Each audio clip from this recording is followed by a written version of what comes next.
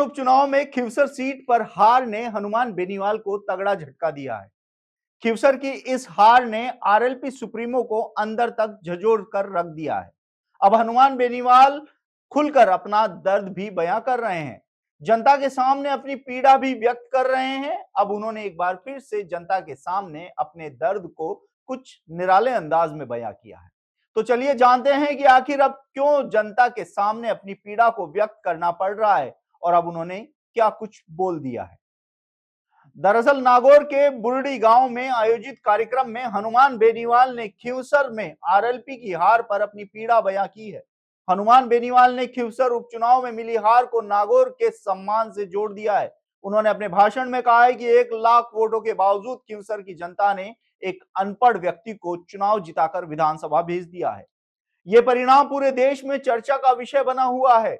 बेनीवाल ने कहा कि लोकसभा चुनाव के दौरान मुसलमानों ने भारी मतदान किया, जिसके कारण 40% वोट बीजेपी के पक्ष में गए और बाकी 60% वोट उनके साथ रहे। उन्होंने यह भी कह दिया कि जब उन्होंने बीजेपी के साथ गठबंधन में चुनाव लड़ा था तो वह 2 लाख वोटों से जीते थे। उन्होंने दावा किया कि यदि 22 लाख वोटों में से 13 लाख वोट बीजेपी के खिलाफ नहीं जाते तो उनकी जीत का अंतर 4 लाख वोटों तक हो सकता था। बेनीवाल ने जनता से सवाल किया कि जिस व्यक्ति को उन्होंने वोट दिया है वह आज कहां है। उन्होंने कहा है कि जनता को यह याद रखना चाहिए कि जिसने उन्हें संघर्ष करना सिखाया और पूरे देश में उनका सम्मान बढ़ाया, उसे मजबूत बनाए रखना चाहिए। उन्होंने अन्य नेताओं को घुमक्कड़ बताया और कहा कि उनका कोई भरोसा नहीं है कि वह कब बीजेपी में चले जाएं और कब कांग्रेस ज्वाइन कर लें। कुछ नेता आरएलपी में शामिल होने के लिए तैयार थे, लेकिन उन्होंने उन पार्टी में शामिल नहीं किया। बेनीवाल ने अपने जिले को नई दिशा में ले जाने की बात करते हुए कहा कि राजस्थान में उनका मुकाबला करने के लिए बीजेपी और कांग्रेस के पास खुद के नेता नहीं है। आपको बताते चले कि खिवसर उपचुनाव में बीजेपी के उम्मीदवार रेवतराम डांगा ने 13,901 वोटों के अंतर से जीत दर्ज की थी।